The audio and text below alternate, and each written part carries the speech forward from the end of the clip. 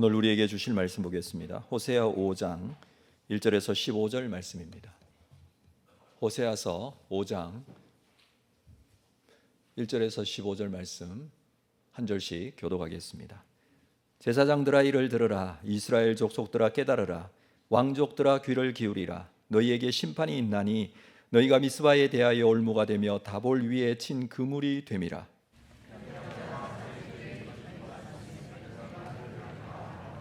에브라임은 내가 알고 이스라엘은 내게 숨기지 못하나니 에브라임아 이제 내가 음행하였고 이스라엘이 더러워졌느니라.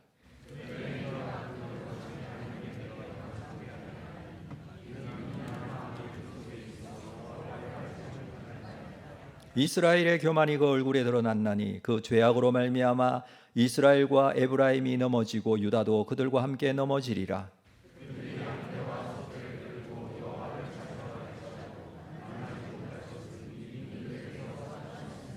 그들이 여호와께 정조를 지키지 아니하고 사생아를 낳았으니 그러므로 세 달이 그들과 그 기업을 함께 삼키리로다.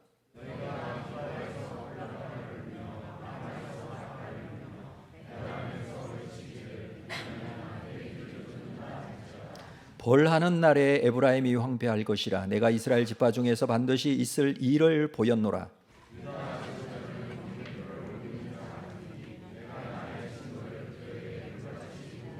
에브라임은 사람의 명령 뒤따르기를 좋아하므로 학대를 받고 재판의 압제를 받는도다.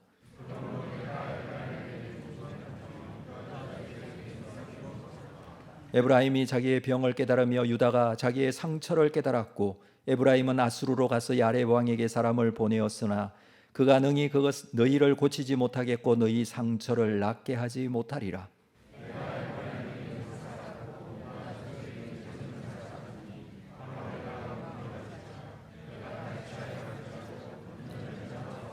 함께 읽습니다. 그들이 그 죄를 뉘우치고 내 얼굴을 구하기까지 내가 내 곳으로 돌아가리라. 그들이 그 고난받을 때에 나를 간절히 구하리라. 아멘. 준비하신 헌금 잘 지내셨죠? 네, 여러분 뵙고 싶었습니다. 이렇게 신앙의 고백을 하면 여러분도 또 저에게 반갑게 인사해 주시면 감사하겠습니다. 예배 마친 후에는 더 반갑게 인사했으면 좋겠지만 우리 오늘 예배 참석한 우리 서로를 위해서 축복하며 좀 인사하겠습니다. 앞뒤 좌우로 보시면서 사랑합니다. 축복합니다. 잘 오셨습니다. 오신 모든 분들 주의 이름으로 환영하고 축복합니다. 네, 감사합니다. 자, 오늘 계속 이어서 호세아 말씀 함께 나누도록 하겠습니다. 오늘은 호세아 5장 말씀입니다. 호세아서를 읽어보면 호세아 선지자 시대의 시대상을 볼 수가 있습니다. 그때에 무엇이 문제였는지, 영적인 상태가 어떠했는지 이것을 호세아 선지자의 말씀을 통해서 우리가 볼 수가 있는데 그 상태에서 주시는 하나님의 말씀, 그 말씀이 무엇인지도 우리가 본문을 통해서 볼 수 있습니다. 저는 요즘 우리가 살고 있는 이 시대 또한 호세아 시대와 다르지 않은 시대를 살고 있다라고 여겨집니다. 이때에 우리가 할 수 있는 것은 호세아 시대에 선포되었던 이 하나님의 말씀, 이 말씀은 곧 우리에게 주시는 말씀이라고 여겨집니다. 그래서 우리 또한 이 말씀을 나에게 주시고 또 우리에게 주시는 하나님의 말씀으로 들을 수 있어야 할 것입니다. 오늘 말씀 15절에 보면 마지막에 15절에 내가 내 곳으로 돌아가리라 라는 말씀이 있습니다. 하나님께서 하나님의 곳으로 돌아가시겠다. 하나님이 계셔야 할 곳, 그곳은 다름 아닌 성전일 것입니다. 그리고 또 하나 하나님이 계셔야 할 곳은 우리의 마음일 것입니다. 그동안 하나님은 이스라엘의 범죄, 우상 숭배, 하나님을 온전히 섬기지 못함, 오히려 이스라엘 백성들이 하나님을 멀리하고 이런 것들 때문에 성전에 계시지 않고 백성들의 마음에도 계시지 않고 떠나셨던 것처럼 여겨졌습니다. 그런데 하나님께서 이제 내가 내 곳으로 돌아가리라 이렇게 말씀하십니다. 하나님께서 돌아가시겠다. 다시 말해서 하나님께서 돌아오시겠다라고 하는 것은 하나님의 임재를 말하는 것이죠. 생각해 보면 우리의 인생에 있어서 정말 중요하고 가장 우선순위로 살아가야 할 중요한 내용이 하나님의 임재, 하나님의 돌아오심, 함께하심이라고 여겨집니다. 우리가 가지고 있는 많은 인생의 고달픈 상황들, 기도의 제목들, 풀리지 않는 문제들 참 많이 있는데 가장 중요한 것은 그런 형편과 상황 속에서도 하나님의 함께하심, 그것이 필요한데 하나님이 계시지 않고 하나님이 떠나셨다면 이것을 우선적으로 우리가 구해야 할 것입니다. 생각해 보면 하나님께서 돌아오시겠다고 하는데 그러기 위해서는 이 이스라엘 백성 또한 하나님께로 돌아가야 합니다. 하나님만 돌아오신다고 되는 것이 아니라 하나님이 돌아오시기 위해서는 백성들이 돌아와야 하죠. 자, 이 마음으로 오늘 5장의 말씀을 우리가 읽을 수 있어야 됩니다. 자, 1절 상반절 말씀을 먼저 볼까요? 제사장들아 이를 들으라, 이스라엘 족속들아 깨달으라, 왕족들아 귀를 기울이라. 중요한 세 개의 명령문으로 이 본문이 시작됩니다. 들으라, 깨달으라, 귀를 기울이라 라고 합니다. 듣고 깨달아야 할 것이 있다. 그냥 듣는 것이 아니라 귀를 기울이고 들어야 한다라고 합니다. 근데 누구에게 말하는 말입니까? 제사장들아 라고 합니다. 그리고 이스라엘 족속들아 합니다. 왕족들아 라고 합니다. 이스라엘 백성들을 향하여 이스라엘 족속들아 이렇게만 하지 않고 제사장들아, 나 제사장인데 이거 안 들어도 돼, 이렇게 하지 말라는 거예요.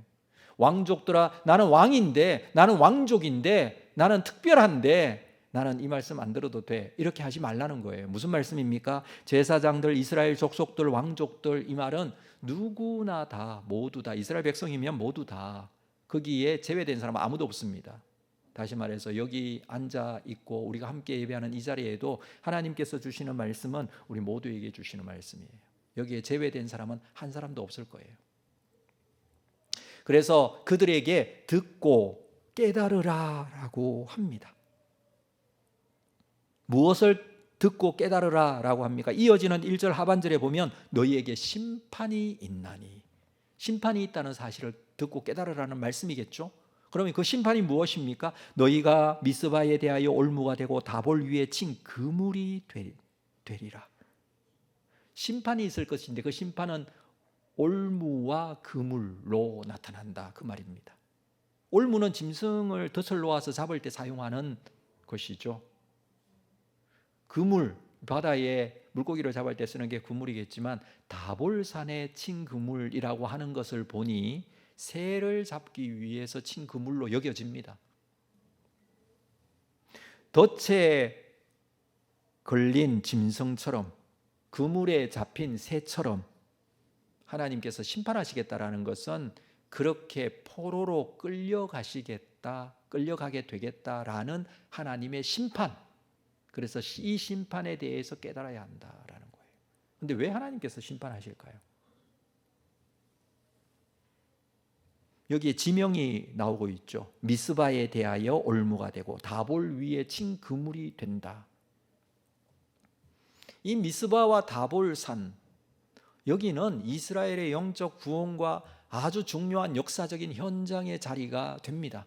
미스바는 사무엘이 이스라엘의 종교 개혁을 일으켰던 아주 중요한 자리예요. 사무엘상 7장 5절 이후에 보면 영적으로 침체되어 있던 이스라엘을 사무엘이 미스바에 모으고 금식하고 회개 운동을 일으킵니다. 사사 시대를 끝내고 왕정으로 가는 아주 중요한 영적인 회복의 시간, 그 회복의 시간이 이 미스바에서 있었어요. 그래서 미스바 회복 운동이 있었던 장소. 사무엘은 여기서 이스라엘을 그때 당시에 다스렸습니다. 다볼산, 사사기 4장 4절 이후에 나오는 내용에 보면 여사사 드보라가 이스라엘이 가나안 왕 야빈을 섬길 때 이 야빈의 군대 장관 시스라 군대를 무찌른 대승의 장소가 다볼산이에요. 이 대승은 하나님의 역사를 나타내는 아주 중요한 전쟁이었습니다. 그런데 문제가 이 미스바에 여기 다볼에 우상을 세우고 여기를 우상의 본거지로 삼고 있었다라는 거예요. 그래서 이 장소가 오히려 올무가 되고 덫이 되고 그물이 되고,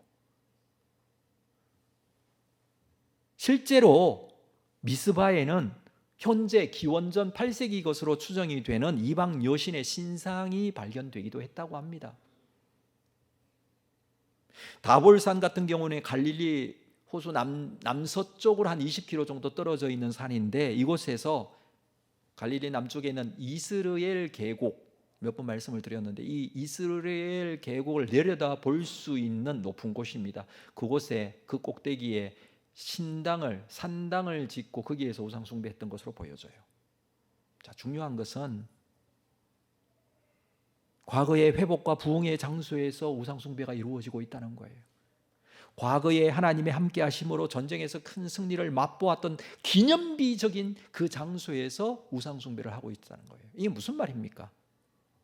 여기에서 하나님을 기념하고 하나님께로 회복의 놀라운 은혜를 경험해야 할 이스라엘 백성들이 장소적인 우상, 이곳에 가면 더 좋은 것을 얻을 수 있다는 그런 마음을 가지고 이곳에서 오히려 하나님을 섬기기보다 우상 숭배를 하게 되었던 것으로 여겨집니다. 그래서 지금 깨달으라, 들으라, 귀를 기울이라, 이렇게 권면하고 있는 것이죠. 여러분, 우리에게도 돌아보면 과거에 놀라운 하나님의 은혜를 경험했던 적이 있습니다. 놀라운 고침과 회복의 역사가 있었던 적이 있습니다. 그런데 그게 오히려 우상이 되거나 그게 자랑이 되고 그게 하나님을 만나는데 걸림돌이 되고 순수한 마음을 가지는데 오히려 방해가 되는 우상이 되는 경우들이 있다는 거예요. 우상은요, 믿지 않는 자들에게만 있는 것이 아니라 믿는 자들에게 주어지는 우상. 이스라엘 백성들이 지금 하나님을 믿지 않는 게 아닙니다. 하나님을 믿는데도 불구하고 그들이 가진 우상들이 있었습니다. 당시의 우상 숭배가 그래서 혼합주의라고 합니다. 하나님을 잘 믿고 섬긴다고 하면서 우상 숭배하는 그런 모습이죠. 하나님을 믿는다고 하면서 우상을 세워놓고 믿게 되는 그런 모습이죠. 왜 호세아 시대에 이런 우상 숭배가 혼합주의 형태로 나타나게 되었습니까? 우리 4장에서 미리 그 문제에 대해서는 말해주고 있습니다. 하나님에 대한 지식이 없어서, 내 백성이 하나님에 대한 지식이 없어서 망하는도다. 무슨 말입니까? 하나님에 대해서 말할 수는 있지만, 하나님 이런 분입니다, 나 하나님 믿습니다 라고 말을 할 수 있지만 하나님을 만난 적이 없고 하나님을 아는 지식이 없기 때문에,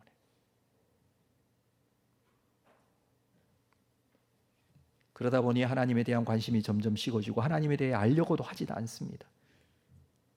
우상을 따라가게 되는 그런 결과들이 나타나게 된 것이죠. 바로 영적인 착시 현상이 일어납니다. 내가 하나님을 믿고 하나님을 따라가고 있는 것인데 결과는 우상을 따르고 있었다라는 거예요. 하나님을 믿는다고 하면서 바알을 따라가게 되는 것, 결과적으로는 성공, 번영을 따라가고 풍요를 따라가는 것. 여러분, 이 모든 것은 오히려 하나님이 주신 것인데 그것을 따라가는 결과를 낳게 된 것입니다. 하나님을 제대로 알아야 되고 하나님을 깊이 만나야 하는데 그러지 못해 망하게 되는 것이죠. 이들의 공통적인 특징은 뭐냐 하면 하나님을 도구로 사용한다는 거예요. 믿는 신앙을 삶의 근본으로 여기지 않고 신앙과 믿음을 도구로 쓰는 거예요. 무엇을 위해서? 성공, 번영, 풍요를 위해서.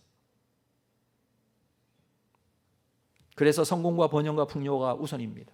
하나님은 그냥 도구예요. 이게 우상 숭배라는 거예요.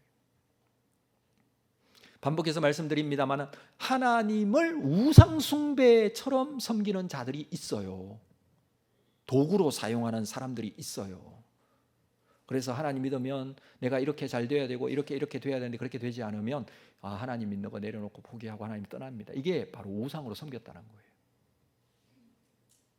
이 모든 것 하나님께서 주신다는 확신과 믿음을 가지고 하나님이 주인 되심을 고백하고 하나님께 모든 것 신뢰하고 의지하는 게 하나님 믿는 건데 나 자신이 판단하고 생각해서 아니면 아닌 거고 떠난다는 거죠. 그건 하나님을 도구로 섬기는 거예요. 이스라엘 백성들이 이때 결국에는 하나님을 섬긴다고 하면서 그들이 찾았던 것은 성공, 번영, 풍요 이런 것들이에요. 이게 뭐였어요? 바알이었어요. 말씀드렸다시피 그래서 하나님과 바알을 자꾸 혼돈하고 그랬다는 거예요. 본인은 아니라고 할 수 있어요. 나 하나님 잘 섬겨요. 나 우상 숭배 안 해요. 이렇게 말할 수는 있지만 결과는 아주 중요한 결정적인 순간에 하나님을 버리고 하나님이 우선순위가 아니고 성공, 번영, 풍요 이 세상의 것이 우선순위가 딱 되어버리는 경우들이 있죠. 3절 말씀 볼까요? 에브라임은 내가 알고 이스라엘은 내게 숨기지 못하나니 에브라임아 이제 내가 음행하였고 이스라엘이 더러워졌느니라. 하나님께서 에브라임은 내가 알고 있다 이렇게 말씀합니다. 에브라임은 북이스라엘 중에 가장 큰 지파이고 대표적인 지파이기 때문에 북이스라엘을 말할 때 이렇게 말하기도 해요. 이 북이스라엘의 이 죄악상 하나님이 알고 있다는 거예요. 하나님이 알고 계신다는 것은 그 마음의 중심을 알고 계신다는 거예요. 본인은 아니라고 하고 거부하고 아닌 척해도 하나님은 알고 계세요.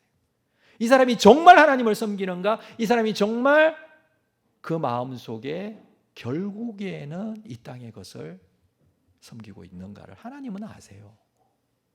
그렇죠?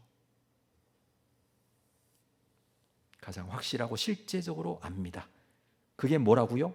북이스라엘이 음행하였고 이스라엘이 더러워졌느니라. 아무리 감추려고 해도 하나님은 알고 계십니다. 아무리 자신이 물질을 섬기지 않는다고 해도 하나님은 그 마음의 중심을 아십니다. 그래서 하나님 앞에서 숨기지 못합니다. 물질이라는 우상에 빠져 있고 자기 성공, 평안, 풍요 여기에 빠져 있는 이 북이스라엘.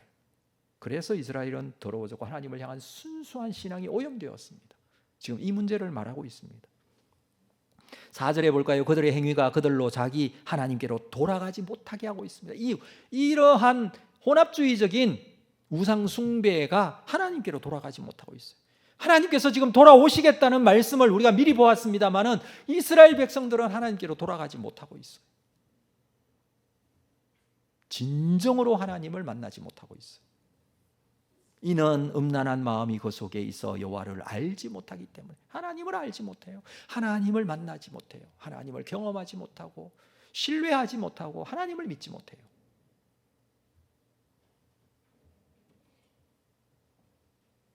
그렇습니다. 하나님에 대해서는 알고 있어도 하나님을 알고 있지 못하는 모습.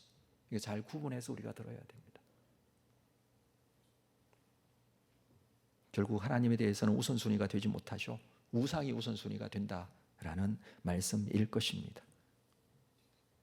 자, 정리하면 이스라엘 백성들, 제사장, 이스라엘 족속, 왕족들까지 들어야 할, 듣고 깨달아야 할 중요한 것은 그들이 우상에 빠졌다라는 거예요.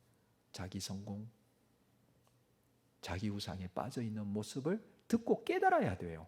근데 본인은 모르고 있어요. 이게 큰 문제라고 그랬죠. 두 번째 깨달아야 될 것이 있습니다. 자, 5절 말씀 보겠습니다. 5절 한 목소리로 읽겠습니다. 시작. 이스라엘의 교만이 그 얼굴에 드러났나니 그 죄악으로 말미암아 이스라엘과 에브라임이 넘어지고 유다도 그들과 함께 넘어지리라. 두 번째 깨달아야 할 것은 그들의 교만을 깨달아야 됩니다. 이스라엘의 교만이 그 얼굴에 드러났다. 교만한 사람은 얼굴에 교만이 드러나요. 본인은 몰라요. 한번 볼까요? 옆 사람 교만한지. 정말 여러분 이게 교만이 얼굴에 드러납니다. 지금 이 말씀에 이스라엘의 교만이 그 얼굴에 드러났다고 하잖아요. 무슨 교만일까? 이스라엘이 왜 교만할까요? 지금 이때 호세아 선지자가 말씀을 선포할 때는 여로보암 2세 때라고 그랬고 여로보암 2세 때는 북이스라엘의 역사 속에서 가장 경제적으로 정치적으로 군사적으로 제일 부흥할 때고 좋을 때였어요. 영적으로 말고요. 이때 영토를 보면 열왕기하 14장 25절 하반절에 보면 여로보암이 이스라엘 영토를 회복하되 하맛 어귀에서부터 아라바 바다까지 이스라엘의 영토를 회복했던 영토가 솔로몬 시대에 가장 이스라엘 영토가 넓었거든요. 그때와 같은 영토로 회복했다는 거예요. 열왕기 8장 65절에 보니 그때에 솔로몬이 7일과 7일 도합 14일간을 우리 하나님 여호와 앞에서 절기로 지켰는데 하맛 어귀에서부터 애굽 강까지, 이게 이스라엘의 영토였는데 이때로 회복이 된, 너무 잘 되어지고 풍요롭고 평안하고 잘 살던 시대, 그만큼 강력한 나라를 이루고 있을 때 이들에게는 교만이라는 것이 찾아왔습니다. 문제가 무엇입니까? 이 모든 풍요와 이 모든 평안과 이 모든 것이 하나님의 은혜로 주어진 것이라는 사실을 깨닫지 못하면 이게 교만이 돼요. 하나님께서 주신 것이라고 느끼지 못하고 고백하지 못하면 이게 교만이 돼요. 이 모든 것이 내 능력으로 가지게 되었다고 생각하는 교만이 되는 것입니다. 그러면 어떤 마음이 듭니까? 하나님 없어도 살 수 있어요. 여러분 생각해 보면 하나님 없이 살 수 있는 사람이 한 사람도 없어요. 근데 하나님 없이도 살 수 있다고 생각하면 그게 영적인 교만이 되는 거예요. 이 교만이 죄라는 것을 깨달으라, 지금 이 말씀을 하고 있는 거예요. 깨달으라, 듣고 깨달으라, 귀를 기울이라. 무엇을요? 이스라엘이 교만하다는 사실. 그 모습이 어땠습니까? 6절 볼까요? 그들이 양떼와 소떼를 끌고 여호와를 찾으러 갈지라도 만나지 못할 것은 이미 그들을 떠났다라고 합니다. 하나님께 드리는 제물, 소떼, 양떼를 몰고 오는데도 하나님은 만나주지 않았습니다. 하나님은 떠나셨어요. 왜 그렇습니까? 여러분, 많은 재물을 가지고 하나님께 나아갈지라도 그들의 마음이 교만하고 그들 속에 오히려 우선되는 게 우상이라면 하나님 만나지 않으세요. 이스라엘 백성들이 착각하는 게 있어요. 언제든지 하나님께 가기만 하면 하나님은 만나주시는 분으로만 생각하는 거예요. 그렇지 않습니다, 여러분. 하나님은 어떤 자에게 임재하시고 만나주시고 함께 하십니까? 마음이 상한 자, 하나님을 찾는 자, 하나님만이 최우선이 되는 자, 하나님이 오셔야 내가 살 수 있다고 생각하는 자. 이 사람들은 어떻게 갑니까? 양떼와 소떼를 가지고 가요. 하나님께 드릴 제물, 양 한 마리 하나님께 드리기 쉽지 않습니다. 이게 가격이 만만치 않아요, 사실은. 여러분, 소 한 마리 드리기 쉽지 않습니다. 소 한 마리 얼마인지 제가 가격은 모르지만 이거 쉽지 않아요. 근데 이 사람들은 양떼를 가지고, 소떼를 가지고 막 하나님께 가요. 그만큼 풍요롭고 많이 가지고 있는 그런 모습이 아닐까요? 근데 하나님은 만나주지 않으세요. 왜 그렇습니까? 영적으로 교만하기 때문입니다. 많이 가졌다고 영적으로 겸손하지 않고 교만해서는 안 된다는 말씀이에요. 여러분, 우리가 하나님 앞에 나올 때에 어떤 마음으로 지금 나와서 하나님을 만나고자 합니까? 영적인 교만을 가지고는 하나님을 만날 수 없습니다. 생각해보니 이 시대도 정말 많이 가진 시대라고 저는 생각합니다. 요즘 너무너무 많이 가지고 있어요. 가졌다는 것이 단순하게 어떤 통장의 잔고, 재산을 말하는 것만은 아니에요. 여러분 생각해 보세요. 무슨 문제가 생기면 여러분 무엇부터 하십니까? 찾기부터 하시죠. 핸드폰을 탁 꺼내서 방법, 모르는 거 있으면 뭐 친구들하고 대화하다가도 뭐 얘기하다가 모르는 게 있으면 바로 검색해서 알려주잖아요. 요즘에 모든 게 되는 것 같아요. 너무너무 편리한 시대에 많은 것을 가지고 있는 듯이 그렇게 살고 있어요. AI의 발전, 인공지능의 발전은 엄청난 속도로 지금 발전하고 있습니다. 여러분께 말씀드리기 좀 그렇지만 요즘 설교도요, 호세아서 5장 말씀을 강해 설교로 만들어줘 하면 AI가 만들어줘요. 물론 모든 AI가 아니고 유료 AI는 만들어줘요. 그런 시대에 살고 있어요. 목사님들끼리 만나면 이 이야기가 아주 중요한 주제가 되고 있어요. 대표기도 하실 때 힘드시잖아요. AI에게 물어보시면 돼요. 오늘 온사랑교회 3부 예배 대표기도 해야 되는데 만들어줘. 그럴 때 얘기하죠. 이런 요소를 넣어서 만들어줘. 이러면 더 구체적으로 잘 만들어줘요. 근데 그 속에 영적인 간절함이 있을까요? 그렇게 만들어진 설교에 영혼이 담겨 있을까요? 이런 편리한 시대에 우리가 살고 있다는 거예요. 모든 것을 가졌다고 착각하고 살고 있다는 거예요. 여러분, 우리가 모든 것을 할 수 있기 때문에 그것이 자기 것인 양 교만해져 있다는 사실을 우리가 기억해야 돼요. 하나님께서 어떤 영혼을 찾으십니까? 어떤 마음으로 하나님께 나아와야지 하나님께서 예배를 받으실까요? 우리가 너무 교만해져 있지 않나요? 지금 이스라엘이 그랬다는 거예요. 다 가지고 있는 듯이 모든 것을 할 수 있는 시대같이. 그렇게 교만할 때 하나님께 간절함은 잃어버리게 됩니다. 필요하지 않아요, 간절함이. 참 이전에는 간절함이 있었던 시대가 있었죠. 여러분, 정말 하나님 앞에 울며 불며 기도하는 그런 시절이 있었죠. 요즘에 간절하지가 않아요. 여름 사역을 하는데도, 여름 사역 성경학교 준비하고 수련회 준비하고 하는데에도 방법을 먼저 찾잖아요. 어떻게 하면 수련을 잘할 수 있을까? 프로그램을 찾잖아요. 근데 이 수련회 성경학교 모든 예배 준비하는 것은 기도와 말씀으로 하나님께 엎드리고 간절함을 찾고 하나님의 은혜가 부어지고 주어져야 되잖아요. 이 간절함이 없어지는 거예요. 풍요로운 시대의 특징은 간절함이 없어지는 거예요. 우리 시대는 정말 그런 시대에 살고 있는 것 같습니다. 이스라엘은 이렇게 우상숭배에 빠졌고 교만에 빠졌습니다. 하나님이 없어도 살 수 있을 정도로 교만했다라는 것입니다. 예배를 드리기는 하는데 그 예배 속에 진정으로 하나님을 만나고자 하는 마음이 없고, 상한 마음, 낮아진 마음, 겸손한 마음이 없고, 높아진 마음, 교만한 마음, 우상숭배의 마음만이 남아 있습니다.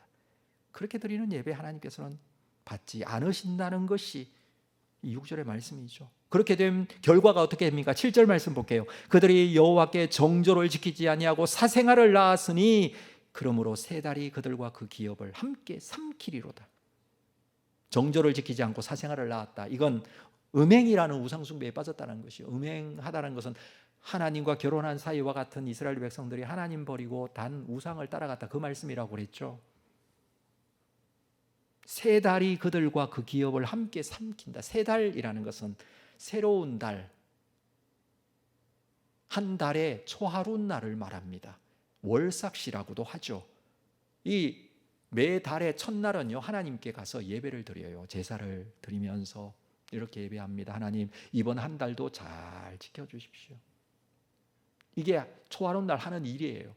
그런데 그 예배를 드리는데도 불구하고 어떻게 됩니까? 그들과 그 기업을 함께 삼킨다라는 것은 하나님 지켜주십시오라고 하는 이 예배조차도 하나님 받으시지 않는다는 거예요.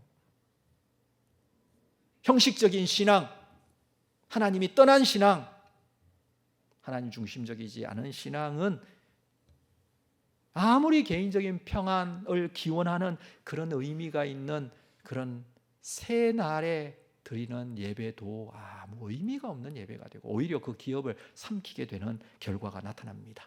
8절 말씀 이후에서는 이러한 결과로 말미암은 이스라엘과 유다의 전쟁이 있을 것이다라는 말씀인데, 자 8절 볼까요? 너희가 기브아에서 뿔나팔을 불며 라마에서 나팔을 불며 베다웬에서 외치기를 베냐민아 내 뒤를 쫓는다 할지어다. 이 뿔나팔, 나팔, 이것은요 전쟁을 선포하는, 전쟁을 시작하는 나팔들이에요.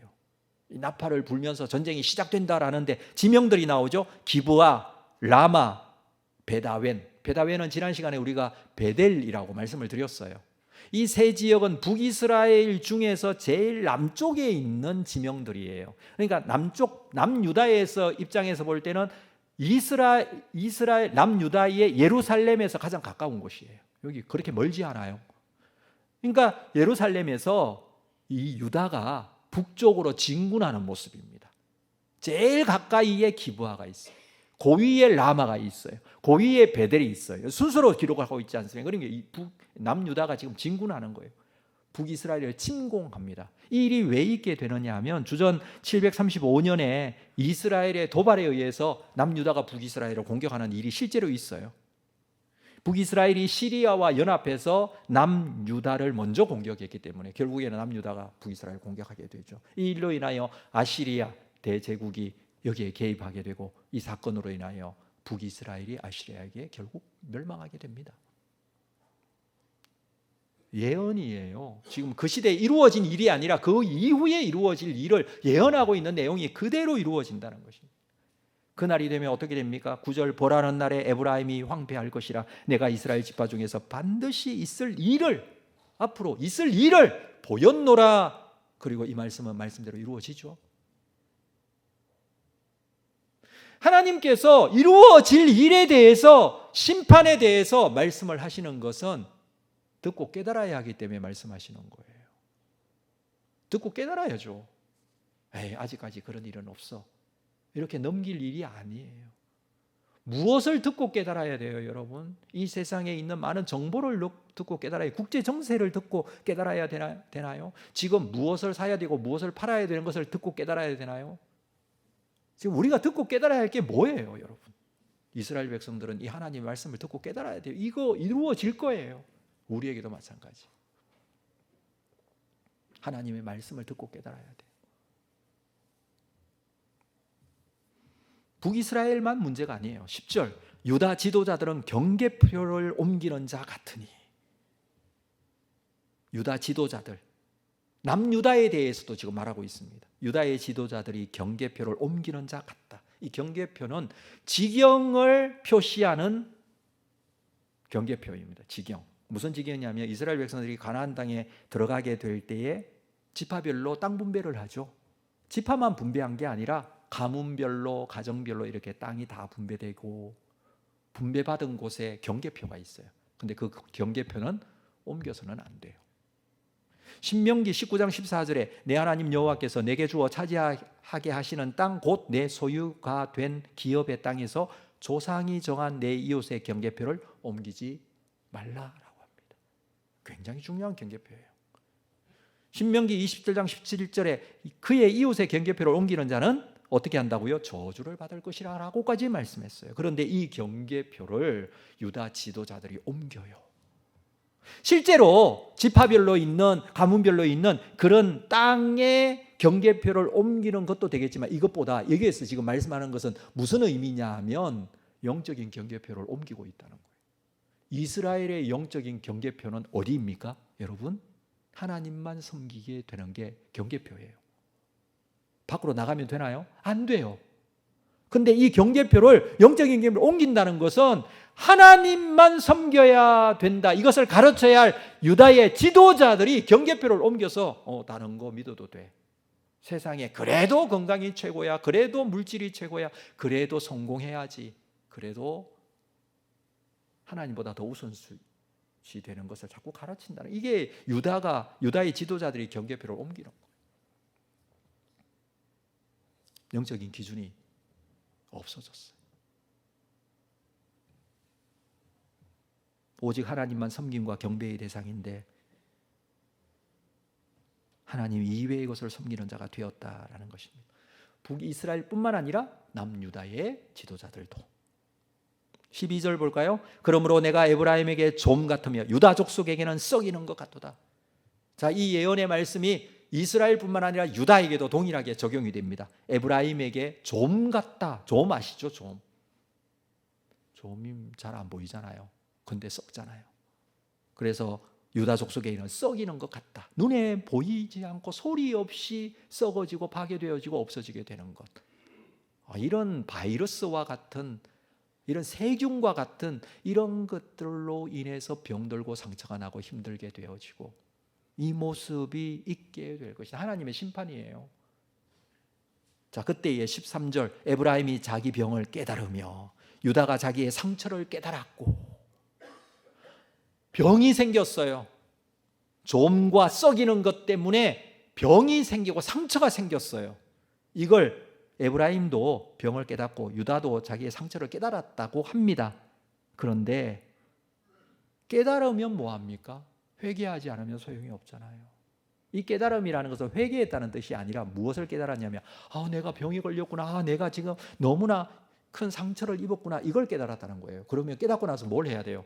그 병을 고쳐줄 하나님을 찾아야 되는데 하나님을 찾지 않고 누구를 찾느냐 하면 13절 계속해서 보면 에브라임은 아수르로 가서 야렙 왕에게 사람을 보내었으나 그가 능히 고치지 못하겠고 너희 상처를 낫게 하지 못하리라. 이 에브라임 북이스라엘의 이 문제, 영적인 문제가 심각해졌고 본인이 병들은 것을 깨달았어요. 그러면 하나님을 찾아야 되는데 하나님을 찾지 않고 아수르를 찾아갑니다. 아수르의 야렙 왕에게 사람을 보내요.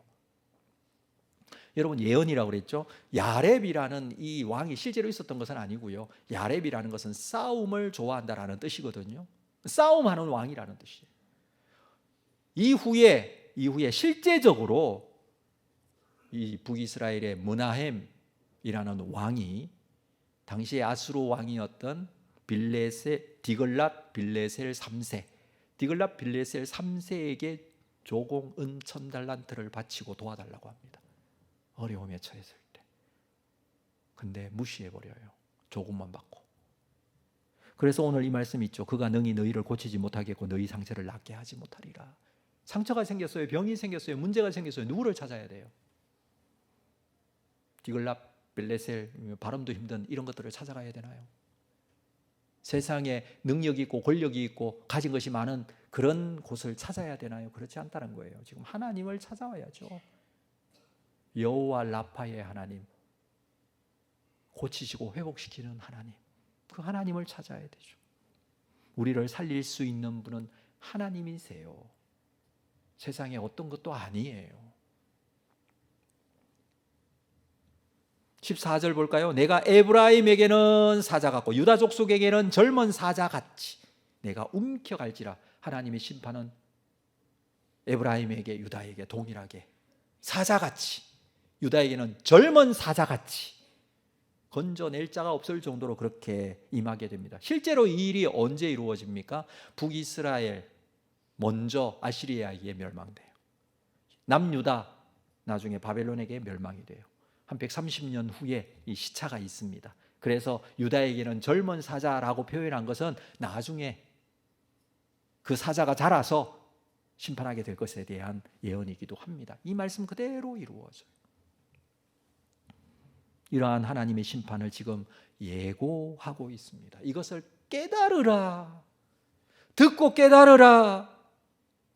이 세상의 것을 깨달을 것이 아니라 지금 어려움을 겪고 있는 국제 정세에 깨달을 게 아니라 하나님의 말씀을 듣고 깨달으라. 여러분 문제가 생길 때 우리가 하나님의 말씀에 집중해야 될 이유가 바로 여기에 있어요. 듣고 깨닫고 귀를 기울여야 합니다. 들었어요. 깨달았어요. 그 다음에 뭐 해야 돼요? 15절 말씀 같이 읽을까요? 자, 15절 같이 읽습니다. 시작. 그들이 그 죄를 뉘우치고 내 얼굴을 구하기까지 내가 내 곳으로 돌아가리라. 그들이 고난 받을 때에 나를 간절히 구하리라. 하나님은 내가 내 곳으로 돌아가리라 이렇게 말씀하십니다. 언제까지요? 그들이 그 죄를 뉘우치고 내 얼굴을 구하기까지.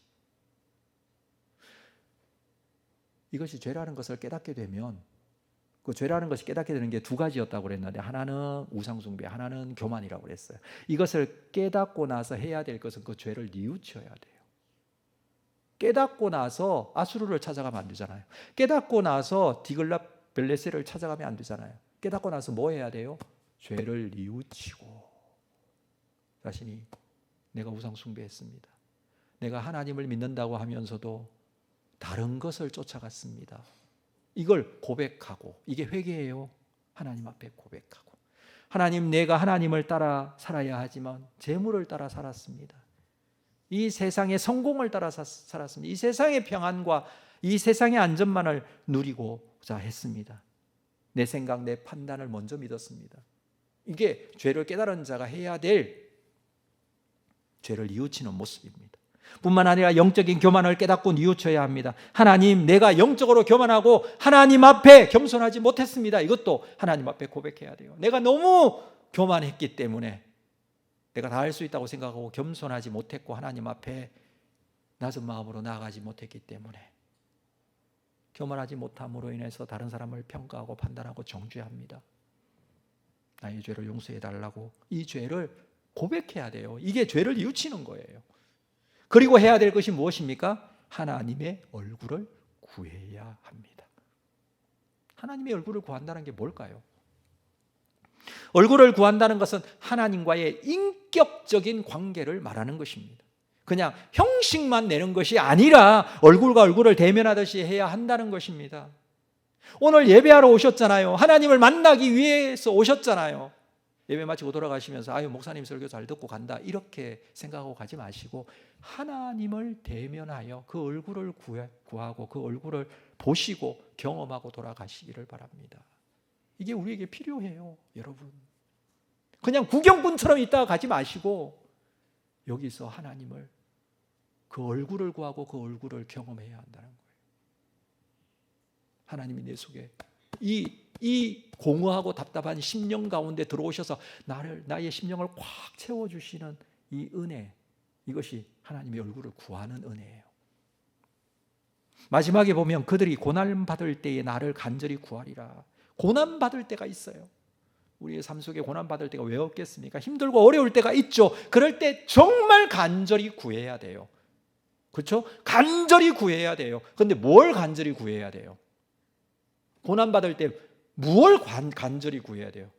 그 고난의 원인이 되는 무슨 물질, 건강, 사람, 가족, 내 마음 속의 상태, 이런 것을 간절히 구하면 잘못 가면 기복신앙이 돼요. 지금 뭘 간절히 구하라는지 다시 한번 말씀을 보세요. 나를 간절히 구하리라. 정말 고난이 올 때 하나님의 얼굴을 구하셔야 돼요.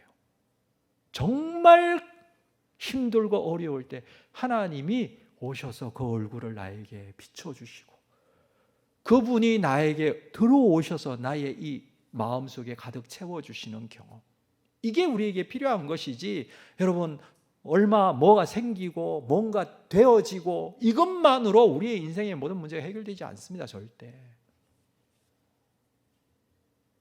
하나님의 얼굴을 구하셔야 돼요. 하나님 만나셔야 돼요. 예레미야 29장 12절에 너희가 내게 부르짖으며 내게 와서 기도하면 내가 너희들의 기도를 들을 것이요 너희가 온 마음으로 나를 구하면 나를 찾을 것이요 나를 만나리라.